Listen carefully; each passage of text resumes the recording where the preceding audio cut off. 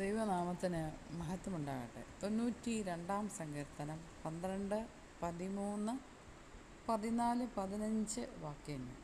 നീതിമാൻ പന പോലെ തഴയ്ക്കും, ലെബാനോനിലെ ദേവദാരു പോലെ വളരും. യഹോവയുടെ ആലയത്തിൽ നടുതലായവർ നമ്മുടെ ദൈവത്തിൻ്റെ പ്രാകാരങ്ങളിൽ തഴയ്ക്കും. വാർദ്ധക്യത്തിലും അവർ ഫലം കായ്ച്ചുകൊണ്ടിരിക്കും. അവർ പുഷ്ടിവെച്ചും പച്ച പിടിച്ചും ഇരിക്കും. യഹോവ നേരുള്ളവൻ, അവൻ എൻ്റെ പാറ.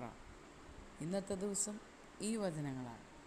ദൈവം തമ്പുരാൻ നമ്മളെയും നമ്മൾക്കിവിടെ അവകാശമായി തന്നിരിക്കുന്ന സകലതിനെയും സമൃദ്ധമായി അനുഗ്രഹിച്ച് കാക്കുമാറാകട്ടെ.